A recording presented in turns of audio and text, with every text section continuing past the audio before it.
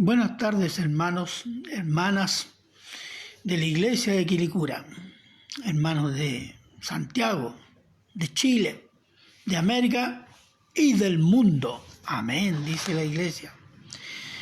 Espero que se encuentren todos bien, todos bendecidos por el Señor en este tiempo de pandemia. Le pedimos y rogamos a cada uno de ustedes, que los conectados y los que se van a conectar, que nos pongamos en oración para ponernos delante del Señor y que todo lo que hagamos durante este culto pueda glorificarlo a Él y bendecir su santo nombre. Oramos. Padre bueno, eterno y misericordioso Señor, en el nombre de Cristo Jesús, nos ponemos en su santa presencia y le agradecemos por este hermoso día y este tiempo de culto que podemos tener, Señor, por medio de estas redes, Señor, y poder oír su palabra y poder alabar su santo nombre. Padre eterno, Padre misericordioso, por Cristo Jesús le pedimos y rogamos que perdone nuestra maldad, perdone, Señor, nuestros pecados de pensamiento y obra, para que este culto no tenga tropiezo. Y se lo pedimos, Señor, por la obra de Jesucristo y por la fe que usted ha puesto en nosotros para creer y amar a Jesucristo. Por su misericordia se lo pedimos y rogamos, Señor. Así como pedimos y rogamos también, Señor, por todos los hermanos de la iglesia, Señor, los que están conectados, los que se van a conectar, los familiares de los hermanos, los que están enfermos. Pensamos en la familia del hermano Jonathan, Señor, que usted pueda fortalecerlos en fe y en salud, si a usted le parece bien, Señor. Pedimos y rogamos, Señor, también en este momento por las autoridades de nuestro país, para que usted pueda darles sabiduría y pueda darles, Señor, la firmeza para guiar el país por el buen camino frente a esta pandemia, Señor, y que puedan glorificar públicamente su santo nombre. Pedimos y rogamos por las autoridades políticas, ministeriales, Señor, diputados y senadores. Pedimos por gobernadores, intendentes, alcaldes y pastores de las iglesias, Señor. Le pedimos y rogamos por cada autoridad, Señor, que pueda ser guiada por su Espíritu Santo. Pedimos y rogamos, Señor, por el personal sanitario de los hospitales, que usted pueda bendecirlos, Señor, en su trabajo, y al mismo tiempo bendecir a sus familias, Señor. Las familias que están necesitadas también, Señor, que usted pueda acudir, llevar socorro para alimento para cada una de ellas, alimento o trabajo, Señor. Le pedimos y rogamos, Señor, por las familias de los que han muerto, las familias de los contagiados y por los contagiados mismos. Señor, que su presencia pueda correr en esos corazones para la gloria de su santo nombre, Señor. Padre eterno, Padre misericordioso, le damos gracias, Señor, por este tiempo que vamos a gozarnos en su palabra, y con los hermanos le pedimos y rogamos que usted nos bendiga grandemente. En sus manos quedamos y todos se lo agradecemos en Cristo Jesús. Amén. Bien, hermano, algunos avisos, los habituales, para ayudar a nuestra mala memoria. Nosotros tenemos una memoria pecaminosa, ¿o no? Por ejemplo, ore, comencemos al principio. Lea, estudie y obedezca su Biblia. ¿Lo hizo? ¿Ve que somos pecaminosos? ¿Lo hizo? Amén, de gloria a Dios. Ore por sus hermanos. Ese es un deber santo, orar por los hermanos. Orar por sus enemigos, más santo todavía, para que el Señor se glorifique en ellos. Y por las autoridades y el personal sanitario. En estos momentos es necesario orar por las autoridades, orar por la paz en los corazones de todos los sectores políticos, porque hay algunos que quieren echar abajo el gobierno y eso sería un desastre. Así que encomendemos nuestro país al Señor. ¿Y qué más? predique el Evangelio a toda criatura. Predique el Evangelio por las redes, por todas las oportunidades que el Señor le pueda dar, para que el Señor se glorifique y el Evangelio pueda llegar a los corazones. Por último, el Instituto Bíblico, día lunes, que debe estar ya por terminar, y los días viernes, 8 de la tarde, y domingo, 6 de la tarde, que está el estudio de Romanos y de Génesis con el hermano Ricardo. También por a sus ofrendas. Ya lo sabe, por transferencia, ya tienen la cuenta RUT, o esa misma cuenta RUT depositar, o pasar por la iglesia y dejarlas en el ofrendero. Déjenme leerles un momento Salmo 96, del 7 al 9. Y dice así, en nombre del Señor: tributad a Jehová, oh familia de los pueblos, dad a Jehová la gloria y el poder. Dad a Jehová la honra debida a su nombre. Traed ofrendas y venid a sus atrios. Adorad a Jehová en la hermosura de la santidad. Temed delante de él toda la tierra. Ante una autoridad que se rinde tributo de obediencia. ¿Qué más?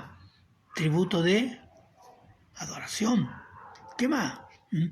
Tributo de sometimiento y tributo de ofrenda física.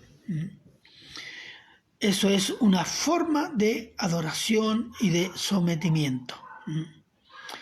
Damos gloria al Señor. Amén. Amén. Bien, hermanos, hechos estos avisos, vamos a la predicación, al sermón de hoy día, y abra su Biblia en el libro o la carta a los Efesios. El hermano Ricardo ya habló sobre Éfeso, sobre el autor de la carta. Vamos a ver otros aspectos también en esta introducción a la carta del apóstol Pablo a la iglesia de Éfeso. Vamos a introducirnos y después vamos a orar. Ahora, la epístola significa carta, del apóstol Pablo a la iglesia de Éfeso, está escrita desde la prisión en Roma. ¿Por qué Pablo está en Roma preso? ¿Se acuerda del libro de los Hechos? ¿Cómo termina? En una casa, atado o encadenado a un soldado romano. ¿Por qué? Porque como ciudadano romano, cuando estaba en Cesarea, pidió ser juzgado por el imperio, el emperador. Y ese era un derecho de cualquier ciudadano romano. Y como Pablo era ciudadano romano, para no ser juzgado y asesinado por los judíos, ¿qué hace? Invoca su rol de ciudadano romano y pide ser juzgado en Roma por el emperador. Este hecho está relatado en el libro de los Hechos 28:16. Le voy a leer solo un versículo. Cuando dice: cuando llegamos a Roma, el centurión entregó los presos al prefecto militar, pero a Pablo se le permitió vivir aparte con un soldado que lo custodiase. El apóstol Pablo estuvo 2 años detenido en espera del juicio. ¿Le suena conocido ese tramitación, burocracia? Bueno, no es nuevo. Que se concluyó al final con la libertad del apóstol.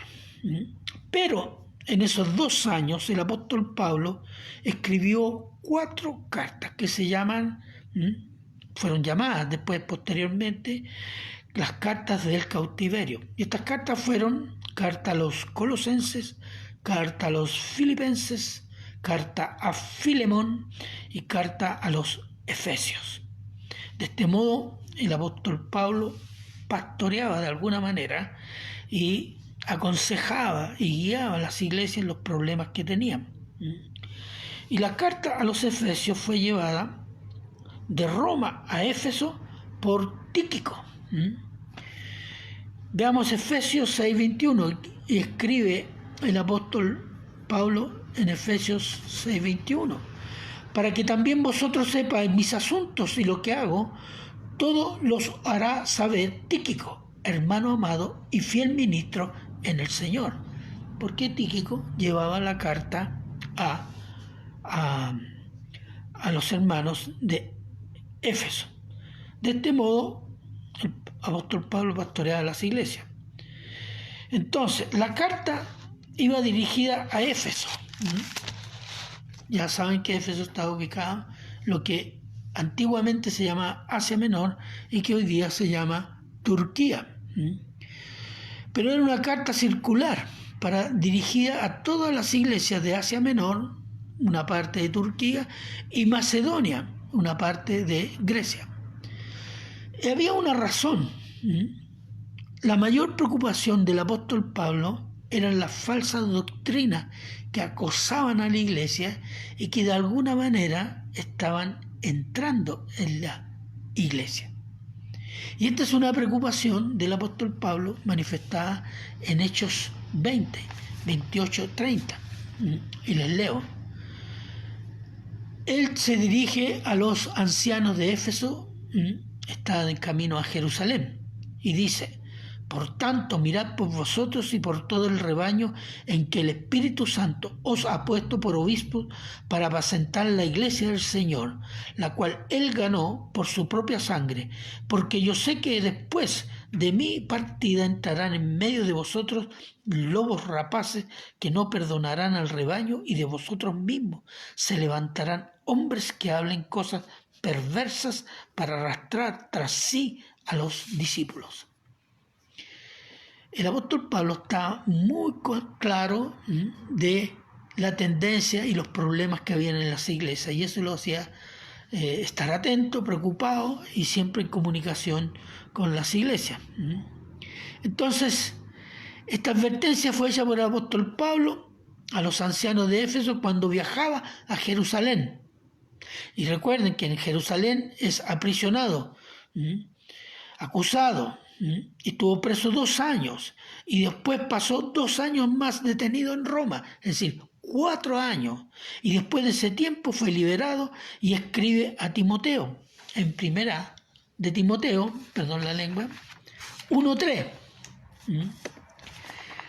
Esta es una carta de él saliendo de la prisión de Roma después del juicio. Le dice, escribe a Timoteo y le dice en versículo 3: como te rogué que te quedases en Éfeso cuando fui a Macedonia, para que mandases a algunos que no enseñen diferentes doctrinas. Es decir, estaba sucediendo lo que hacía 4 años atrás el apóstol Pablo había advertido, que habían entrado doctrinas extrañas, falsas a la iglesia en Éfeso. Entonces, otro de los propósitos de la carta dirigida a los hermanos de Éfeso y de todas las iglesias circulares en ese tiempo, incluso a nosotros, la tenemos acá en la Biblia, en el Nuevo Testamento, es afirmar a los cristianos en lo que somos en Cristo y lo que poseemos en Cristo. Y esto es por la gracia de Dios. En ese sentido, la carta a los Efesios es como un testamento, en el cual en este testamento, en este legado, se nos declara lo que tenemos, lo que somos, y somos herederos del reino por la muerte y resurrección del Señor Jesús. Es una hermosísima carta, y el título de este sermón es Bendiciones en Cristo y solo en Cristo. Y vamos a estar en Efesios, versículos 2 y 3, que dicen así: gracia y paz a vosotros de Dios nuestro Padre y del Señor Jesucristo. Bendito sea el Dios y Padre de nuestro Señor Jesucristo, que nos bendijo con toda bendición espiritual en los lugares celestiales en Cristo. Oremos. Padre bueno, eterno y misericordioso Señor, queremos pedir y rogar, Señor, que su Espíritu Santo, Señor, nos guíe con amor, entendimiento y mucho gozo en esta hermosísima carta, Señor, donde el Espíritu Santo, guiando al apóstol Pablo, nos muestra las bendiciones que usted nos ha regalado en Cristo Jesús. En sus manos quedamos y todos se lo agradecemos en Cristo Jesús. Amén. Bien, hermanos, versículo 2. Versículo 2. Bendiciones de Dios. Un saludo cristiano. Es bueno saludar a los... Que Dios te bendiga, hermano. Que Dios me lo revuelque en bendiciones, ¿cierto? Es una forma de saludarse entre hermanos. Pero en la antigüedad había una también, que está escrita acá, que dice: gracia y paz a vosotros de Dios nuestro Padre y del Señor Jesucristo. Gracia, ¿qué significa gracia? Regalo no merecido, todos decimos eso. Pero viene de una palabra griega que es caris, de donde viene carisma. Y en el sentido más general significa don, regalo. Entonces dice, regalos de Dios, dones de Dios, que tengan muchos regalos de Dios y paz de Dios. Es decir, la amistad de Dios, no la guerra de Dios. Entonces, muchos regalos y la amistad de Dios. Lindo saludo. ¿Se fijan? Estar siempre en amistad con Dios. Siempre arrepintiéndonos. Este es un hermoso saludo, si se entiende bien. Gracia y paz. Dice, ¿qué más dice? De Dios nuestro Padre y del Señor Jesucristo. Es decir, de Dios Padre y del Hijo. Doble bendición, ¿no? Entonces, este es un saludo muy cristiano a otros cristianos. ¿Por qué es cristiano? Bueno, porque está en la carta del apóstol Pablo dirigida a los cristianos de Éfeso. Razón obvia. Pero hay una frase que lo declara todo, lo especifica. Cuando dice, gracia y paz a vosotros de Dios, nuestro Padre. Atención a esto. Nuestro Padre. Nosotros somos hijos de Dios y Dios es nuestro Padre. ¿Por qué? Por la fe en Cristo. Somos hechos hijos de Dios. Fíjese, mire, en Juan 1:12, ahí lo declara. Mas a todos los que le recibieron, a los que creen en su nombre, les dio potestad de ser hechos hijos de Dios. ¿Qué significa potestad? Derecho legal con poder. Eso significa. La potestad de los padres significa un derecho legal con poder. Entonces tenemos el derecho legal con el poder de Dios por medio de Cristo para ser hijos de Dios. Sin Cristo, todo ser humano es solo una criatura de Dios. Y como tal, tiene la imagen y semejanza de Dios en forma corrupta, porque somos todos pecadores. Pero los hijos, también que tienen la imagen y semejanza de Dios corrupta, pero son hijos porque les ha sido dada la participación en la naturaleza divina del Padre, por medio de la presencia del Espíritu Santo en el creyente por la fe en Cristo. Eso es, hermano. Hay algunos que andan diciendo todos somos hijos de Dios. Mentira del diablo. La Biblia me dice ahí en Juan 1:12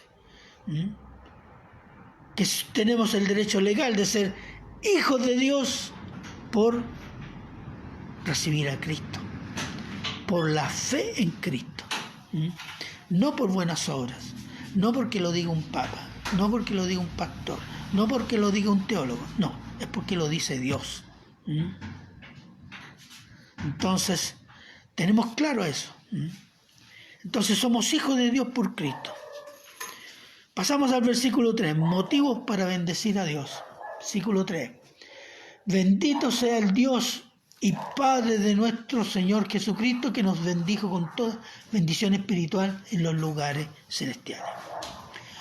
Ahora, hermanos, esa es una palabra que usamos mucho. ¿Cuál? Bendecir. Que Dios te bendiga. Bendito sea este Señor. Bendito sea gloria, etcétera, etcétera. ¿Qué significa bendecir? Hablar bien de una persona. Alabarlo. O dar felicidad o bienes a alguien. ¿Por qué? Porque se lo merece, porque quiero regalárselo, en fin, por cualquier razón. Es bendición. Entonces dice, alabado, bendecido, sea el Dios y Padre de nuestro Señor Jesucristo, que nos dio felicidad con todo bien espiritual en los lugares celestiales en Cristo Jesús. Esa sería una versión parafraseada, entendiendo el significado de las palabras. Y hay una palabra clave en este versículo que dice, hay dos palabras clave, vamos a ver una. Dios nos bendice con toda, subráyelo en la Biblia, subráyelo, toda, márgale un círculo, toda, bendición espiritual, toda bendición espiritual en Cristo. Es decir, no falta ninguna bendición que Dios haya querido darnos. Todo lo que Dios quiso darnos, todo lo que Dios prometió por medio de Cristo, nos ha sido dado. ¿Cuál es la primera gran bendición que nos ha dado, que Dios ha dado al mundo? Es Cristo. Es Cristo. De tal manera amó Dios al mundo que ha dado a su Hijo unigénito para que todo aquel que en Él cree no se pierda, mas tenga vida eterna. Ese es el propósito.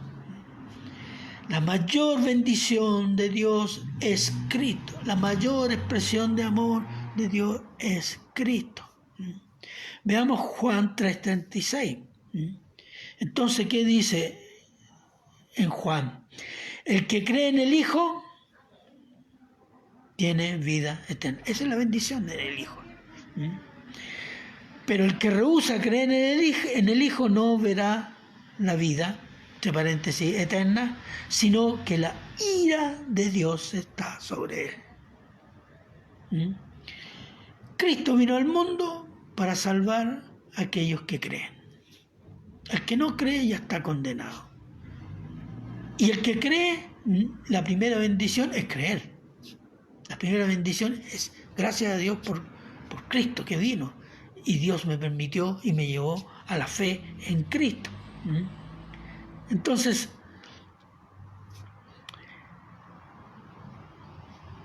del momento que yo creo en Cristo y confieso a Cristo y comienzo a vivir para Cristo, comienza la vida cristiana, obvio, pero la Biblia me dice que comienza la vida eterna.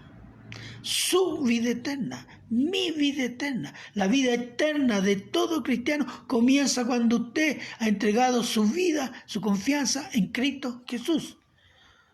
Juan 17:3 dice, y esta es la vida eterna, que te conozcan a ti, el único Dios verdadero, y a Jesucristo, a quien has enviado. Entonces la vida eterna comienza con la comunión con Dios por medio de Cristo. Vida eterna, vida plena, vida santa en cuerpo, alma y espíritu. Cada cristiano tiene, cuando ha creído genuinamente en Cristo, está viviendo para Cristo, tiene la vida eterna asegurada. No la tenemos que ganar. La vida eterna nos ha sido regalada. Por eso se llama gracia. Por gracia sois salvos. No dice porque te portaste bien, porque eres bueno, porque eres... No, por la gracia de Dios. Entonces, esa seguridad, ¿cómo se llama? Esa seguridad de la vida eterna se llama el Espíritu Santo. Romanos 8:11. Miren lo que dice acá.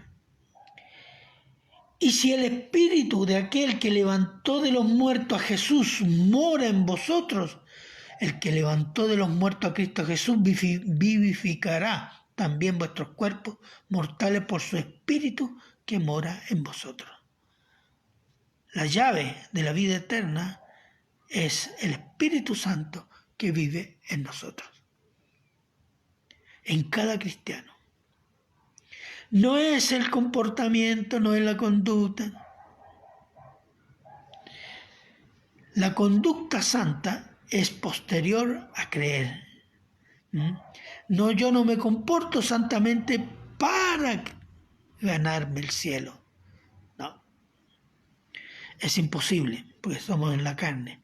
Y la santificación y el crecimiento comienza en el momento en que el Espíritu Santo viene a vivir en el creyente. Viene a vivir en el creyente.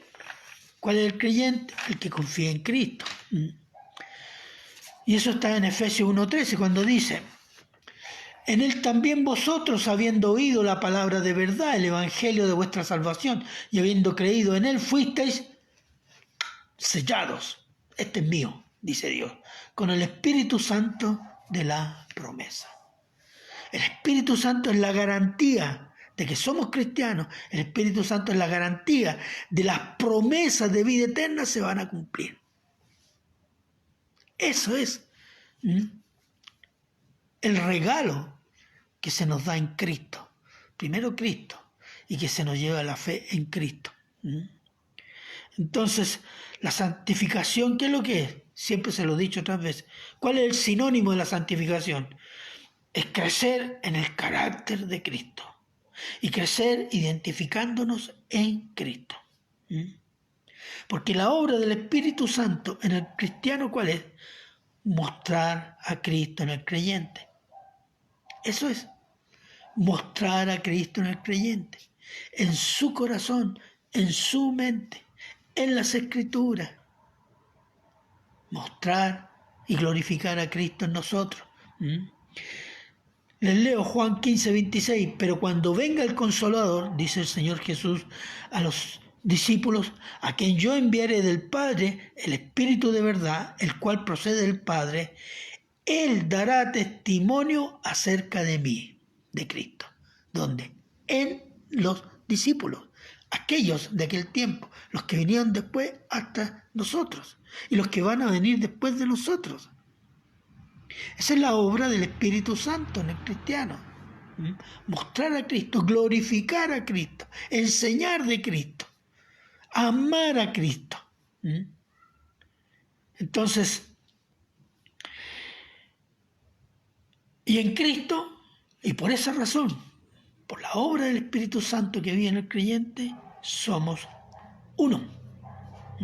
Uno en Cristo. Gálatas 3:28. Y dice: ya no hay judío ni griego, no hay esclavo ni libre, no hay varón ni mujer, porque todos vosotros, cristianos de Gálatas, sois uno en Cristo Jesús. Apliquémoslo hoy día. Ya no hay ricos y pobres, ya no hay gringo ni latino, ya no hay africano y asiático, ya no hay civilizado o incivilizado. En Cristo, cuando creemos en Cristo, somos uno solo.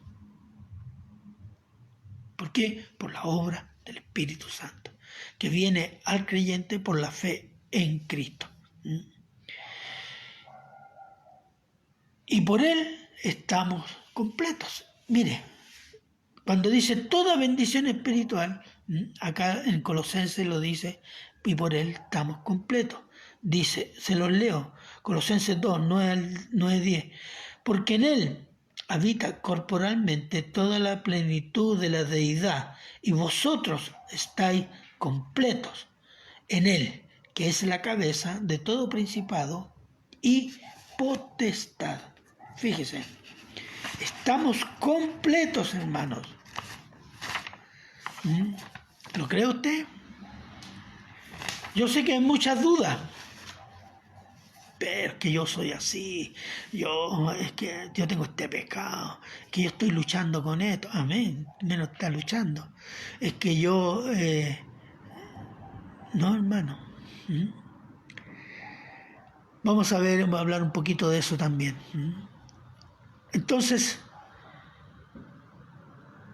todo cristiano está completo. ¿Qué significa completo? Significa todo bien de Dios para glorificar a Dios. Todo bien de Dios. Y ya está puesto. ¿Y sabe cuál es el tesoro que tenemos en nosotros? El Espíritu Santo. El Espíritu Santo es Dios, hermanos.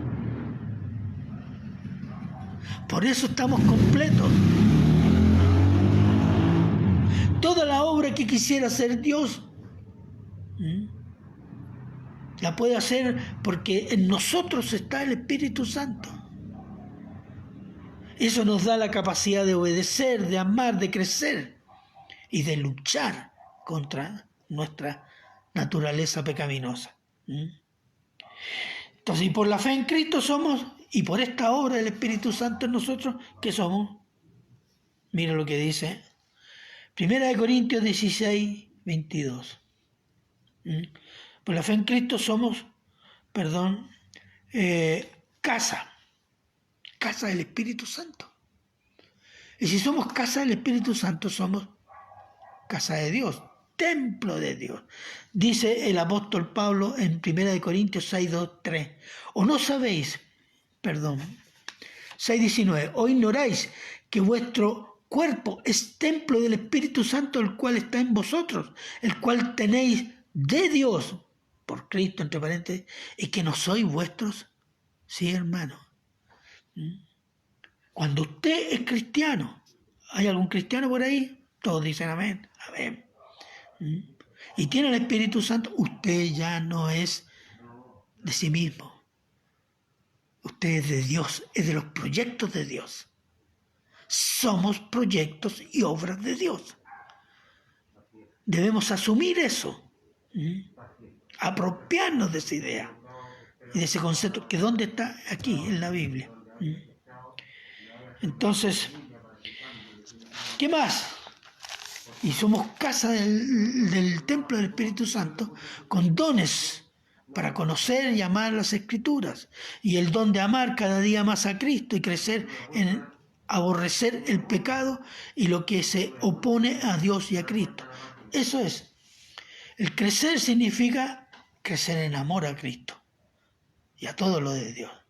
Y crecer significa también crecer en el aborrecimiento de nuestro pecado y de los pecados y todo aquello que se opone o rechaza a Dios y a Cristo. Entonces, hermanos, se fija, y no hemos seguido todo el texto, y fíjense solo esto que está a lo largo y ancho del Nuevo Testamento, hablando de las bendiciones que en Cristo Dios nos regala ahora, y mucho más lo que será la vida eterna. La bendición espiritual en Cristo, hermana, es eterna. No muere con nuestros cuerpos. ¿Por qué? Porque la bendición espiritual es para vida eterna. Ya la vida eterna es una bendición espiritual. Vida eterna. Eternamente seremos hijos de Dios. Amén. Amén. Y si hijos, herederos. Porque ¿quiénes heredan de los padres del mundo con los hijos? Bueno o malo heredan los hijos. Y Romanos 8:17 dice así: y si hijos, también herederos, herederos de Dios y coherederos con Cristo, si es que padecemos juntamente con Él, para que juntamente con Él seamos glorificados. Amén. Fíjese, la grandeza que hace Dios. Él elige personas normales, pecadores normales, y a veces pecadores o normales muy pecadores, y los hace. ¿Qué lo hace? los hace sacerdotes y reyes en la gloria de Dios. Y si herederos, cogobernadores con Cristo, de todo, de lo de Dios. ¿Usted se imagina cogobernando el universo con Cristo? No lo podemos imaginar. ¿Por qué? Porque no hemos asumido la grandeza de Cristo, la obra de Cristo, la gracia de Dios en seres humanos pecadores, merecedores del infierno. Mire lo que dice 1 Corintios 6:2-3. Dice el apóstol Pablo: ¿o no sabéis, interpelando a la iglesia de Corinto, que los santos, si los cristianos, han de juzgar al mundo? Esta palabra juzgar significa regir o gobernar. Y si el mundo ha de ser juzgado por vosotros, ¿sois indignos de juzgar cosas muy pequeñas? ¿O no sabéis que hemos de juzgar a los ángeles? ¿Cuánto más las cosas de esta vida? Fíjese, hay una amonestación del apóstol Pablo por los litigios que hay dentro de la iglesia de Corintios que terminan en los tribunales. Entonces les dice: ustedes no saben que ustedes van a gobernar el mundo, el universo con Cristo, y van a gobernar a los ángeles santos. Imagínense. ¿Por qué? Porque vamos a co-gobernar, co-reinar con Cristo. Mire, déjeme leerle Hebreos 1:14. Y lo dice respecto a los ángeles. No son todos espíritus por los ángeles, ministradores, significa servidores, enviados para servicio a favor de los que serán herederos de salvación. Los ángeles están puestos para servicio de los salvos en esta vida y en la vida eterna, hermano. Usted no tiene que invocar a los ángeles. Usted tiene que invocar la ayuda del Señor. El Señor sabrá si le manda un ángel. Entonces, hermanos, cuando la Biblia, y en particular esta carta a la iglesia de Éfeso, nos dice que en Cristo somos bendecidos con toda bendición espiritual, significa que tenemos privilegios y derechos. Entonces, esto significa derechos y privilegios, implica también responsabilidades y deberes espirituales en Cristo, hermano. Y voy a mencionar solo 3 deberes fundamentales que el Señor nos ha capacitado o nos da los medios para capacitarnos en esos deberes. Primero, tenemos el deber y la responsabilidad de amar a Cristo. 1 Corintios 16:22. ¿Por qué elegí este versículo? Se lo voy a explicar ahora, se lo voy a leer. Dice: el que no amare al Señor Jesucristo sea anatema. El Señor viene. 1 Corintios 16:22. Porque el amar a Jesucristo es la señal de que somos salvos. Y el que no es salvo es un maldito. Porque significa que odia a Jesucristo. Entonces, y si amamos es porque experimentamos el amor de Cristo. En la salvación es un acto de amor, de gracia, de misericordia. Mira lo que dice 1 Juan 4:19. Nosotros le amamos a Él. ¿Por qué? Porque Él nos amó primero. Él nos llevó a la fe en Cristo. Amamos a Dios, amamos a Jesucristo, que nos ha liberado del peso, de la angustia, del pecado. Entonces, ¿implica qué? Que el amor es un don que recibimos porque fuimos amados por Dios en Cristo Jesús. Y si lo amamos, porque experimentamos su amor en la salvación. Y si alguien no ama a Cristo, no ha experimentado el amor de Cristo. No es salvo nomás. Y si amamos a Cristo, tenemos el deber, y aquí viene la segunda responsabilidad, de obedecer a Cristo, hermanos. Obedecer a Cristo. El que ama a Cristo, obedece a Cristo. Mira lo que dice Juan.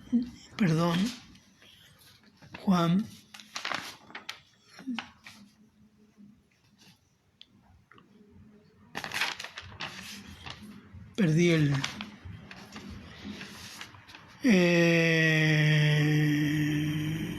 Juan 14:23. Juan 14:23. Dice, respondió Jesús y le dijo, el que me ama, mi palabra guardará, y mi Padre le amará, y vendremos a él y haremos morada con él. ¿Se fija la relación? Obediencia, amor. Si ama a Jesucristo, eso se demostrará con la obediencia a su palabra.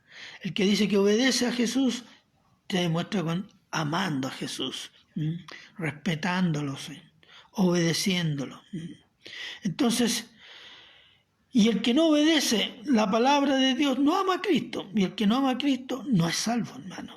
Y la tercera responsabilidad que se nos demanda es el deber de ser humilde. Humilde de corazón, dice la Biblia. ¿Cómo somos humildes de corazón? De pensamiento, sentimiento y voluntad. Déjenme leerles Filipenses 2:3. Nada hagáis por contienda o por vanagloria, antes bien, con humildad, estimando cada uno a los demás como superiores a él mismo. Eso es, hermano. La señal de humildad es en el corazón interior considerar al otro hermano más meritorio que uno mismo. Nosotros tenemos un gran pecado, la soberbia, el orgullo, el amor por sí mismo. Esa es la parte dura de nuestra, y el origen, y a donde se basa toda nuestra naturaleza pecaminosa. Incluso, hermano, se puede ser orgulloso y soberbio por ser cristiano. ¿O no? Pensamos, pucha, que soy humilde, estoy orgulloso de ser humilde. Nos reímos, pero a veces la pensamos. ¿O no? Amén. Alguien dijo amén por ahí, me llegó hasta acá. El orgullo, el amor por sí mismo, se nos sale hasta por los poros. Y con eso hay que tener mucho cuidado. Entonces la soberbia y el orgullo son la raíz de nuestra naturaleza pecaminosa. Ahora, con la conversión a Cristo, el orgullo y la soberbia ya no dominan en modo absoluto al creyente, pero éste tiene que estar machacando esa soberbia, sometiéndola cada día a Cristo, negándose a sí mismo, muriendo cada día el pecado. ¿Se acuerda? El que se niega a sí mismo, tome su cruz y sígame. Muera cada día el pecado, porque nuestro orgullo nos puede neutralizar la obra de Cristo, puede deteriorarnos espiritualmente.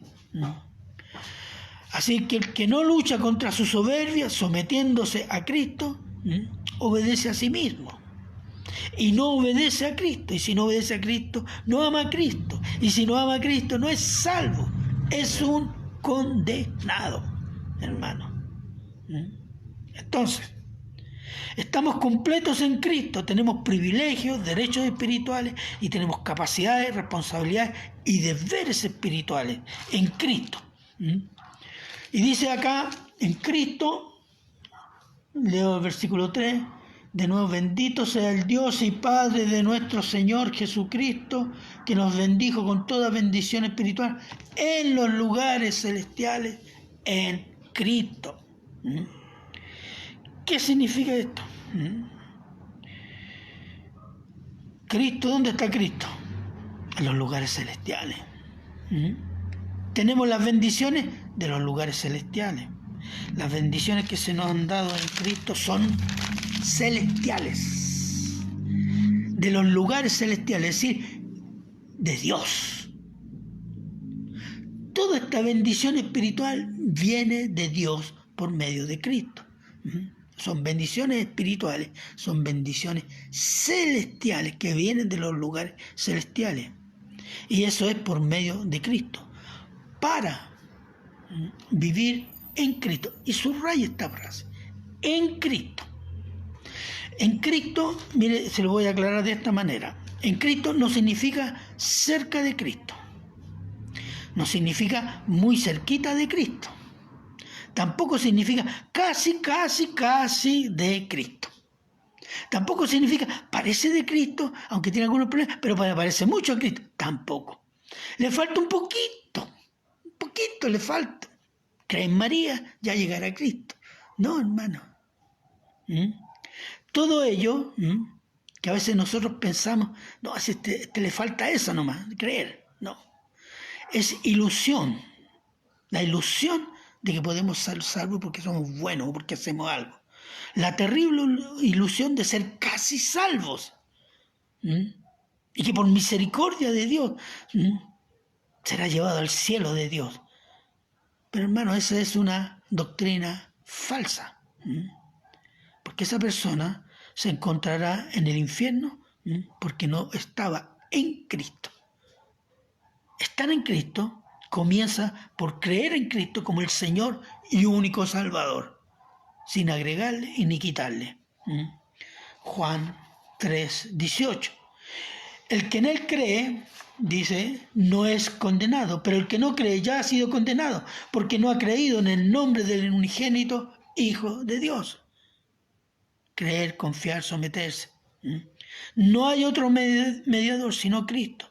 Cristo es suficiente y no necesita ayuda, y no necesitó la ayuda. En la cruz él murió solo, no con los discípulos, no con María ni con los ángeles. Solo su sacrificio y su resurrección bastaron para derrotar el pecado y la muerte. Y solo en Cristo recibimos el Espíritu Santo. Solo en Cristo se nos da la vida eterna y el derecho de ser adoptados como hijos de Dios. No nos equivoquemos, hermanos. En Cristo, obedeciendo a Cristo, está su santificación. Hermano, no hay otro medio.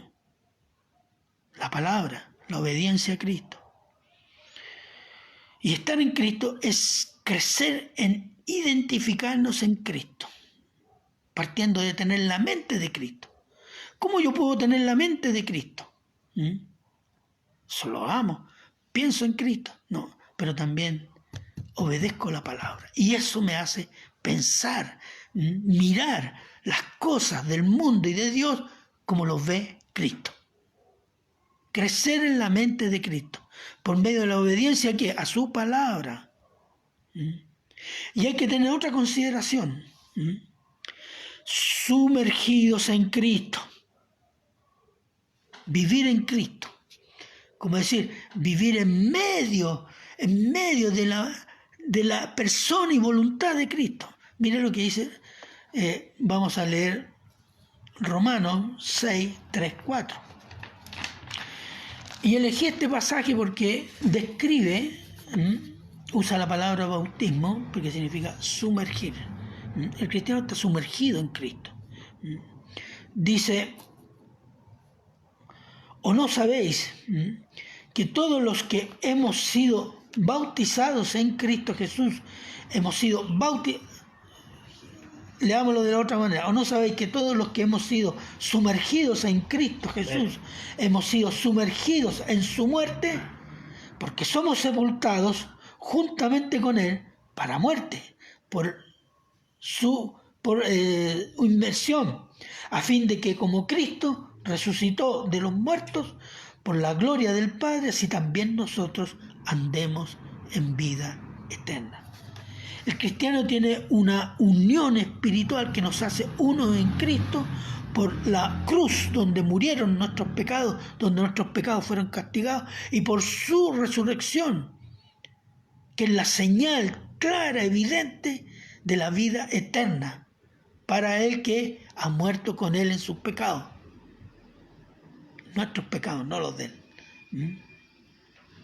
Entonces, esa unidad espiritual, ¿a qué nos lleva? Cuando la asumimos, cuando la apropiamos, se crea una identidad con Cristo. Y se crece el deseo de ser como Cristo en su carácter. Entonces ya no, como dijo el versículo anterior que leímos, ya no somos nuestros, somos de Cristo, hermano. Aprópiese de eso. Créalo con todo su corazón y viva para Cristo. Entonces nuestra identidad es en Cristo, ya no es en mí. No es en mi trabajo, no es en mis cosas, en mi conocimiento, en mis dones, en mis proyectos, en mi familia, en mi pastorado, en mi iglesia. No, sino en Cristo. Y déjeme aclararle, ¿por qué puse esto? Porque yo conozco historias, no sé cómo va a ser la mía, pero de pastores que por alguna razón han tenido que dejar el pastorado, no vuelven más a ninguna iglesia. ¿Dónde estaba su identidad? En el pastorado, no en Cristo. O hay gente que por alguna razón se va de un lugar, de una ciudad, y se va a otra ciudad y no se congrega porque no, esta no es mi iglesia. No es. Entonces, ¿dónde está su identidad? ¿Está en Cristo o en la iglesia? En la iglesia. Esos son ídolos, hermanos. La identidad del cristiano no puede estar en el trabajo. Cristianos trabajólicos, atención. No puede estar en su familia. Sus hijos van a crecer, se van a ir. Su esposa puede morir o su esposo puede morir. Entonces, que el día que suceda eso, usted no es más cristiano. No. Tenemos que asegurarnos, cuando nosotros entendemos qué es lo que es ser cristiano, identificarme con Cristo y entiendo la obra de Cristo, entonces Cristo pasa a ser mi prioridad. Rico o pobre, solo o acompañado, yo siempre soy de Cristo, por vida o por muerte. Porque mi identidad en Cristo está en Cristo, en la persona y la voluntad de Cristo. Miren, hermano, el mundo, el malo y nuestra carne luchan. Aquí vamos a la última parte. Luchan para que nuestra identidad en Cristo sea falsificada. Primero, lo carnal, sentimientos carnales, amor sin considerar el pecado. No hay nada más carnal que eso. Amor sin tener en cuenta el pecado. La iglesia, incluso gente incrédula, dice: ¿por qué tú eres tan homofóbico? Tú no amas, no eres como Cristo. Cristo dijo: ámense unos a otros. Pero ellos no leen la otra parte, que el pecado es muerte. Bueno, pero eso es incluso el cristiano y el mundo. Eso es la carne. Y después tenemos tentaciones mundanas. Hay una gran tentación hoy día, que viene hace muchos años, que es cristianizar lo profano. Lo profano significa lo extraño a la iglesia. Por ejemplo, rock cristiano. Te puede ver en Estados Unidos, en Centroamérica. Yo me acuerdo un tiempo, una vez vi una televisión, un programa, salsa cristiana. Ahora está el reggaetón cristiano. Psicología cristiana, discoteca cristiana, payasos cristianos, farándula cristiana. Entonces estamos cristianizando cosas del mundo y estamos metiendo esas cosas del mundo a la iglesia. Y nos sentimos conformes porque de todas maneras se habla de Cristo. No. Eso es el mundo. El mundo corrompe la iglesia. Cuando los cristianos cierran su mente y su corazón a la palabra de Dios, pasan estas cosas. Estamos llenos. La iglesia, el mundo se ha metido en la iglesia de Cristo, dando a los cristianos una falsa identidad.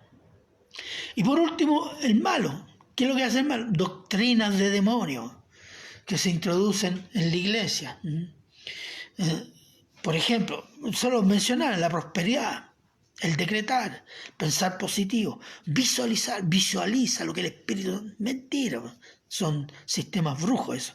La salvación universal, todos van a ser salvos. Mentira del diablo. La salvación por bautizarse, esa es otra mentira del diablo. Por obras o por ser carismáticos, y los que no son carismáticos no son cristianos. Se fija que hay mucha doctrina engañosa que nos lleva a tener una falsa identificación con Cristo. Todo ello nos aleja de la identidad con la persona de Cristo, que es Dios y santo, y con su voluntad agradable y perfecta, que es para vida eterna. Hermanos, agradezcamos y alabemos a Dios Padre por su generosa bendición de ponernos en Cristo para vida eterna, para poder vivir en la eterna gloria de Dios, donde desde el momento de esta vida, del momento que creemos en Cristo. Oremos por eso y démosle gracias al Señor. Padre eterno, Padre misericordioso, grande, Señor, es esta palabra que usted dice que en Cristo hemos sido bendecidos con toda bendición espiritual. Y hay seguramente mucho más en la Escritura y habrá mucho más en la eternidad que ni siquiera nuestra limitada imaginación puede alcanzar. Pero le damos gracias, Señor, porque usted se ha mostrado misericordioso con cada uno de nosotros, Señor, para llevarnos a estas alturas tan grandes, hoy día y en el futuro de la vida eterna. Gracias, Señor. Nada más que agradecerle y que seamos fortalecidos con esta palabra, que nos apropiemos de esta palabra, que el Espíritu Santo la haga fructificar en nuestros corazones para crecer en fe, en amor a Cristo y en capacidad de poder dar un buen testimonio de nuestro amado Señor Jesucristo. Gracias, Señor, y se lo agradecemos en Cristo Jesús. Amén. Bien, hermanos, que el Señor les bendiga mucho y nos veremos el domingo para la gloria de Dios. Oren mucho, lean la Biblia y acuérdense de los hermanos que están en dificultades. Amén. Que el Señor les bendiga mucho.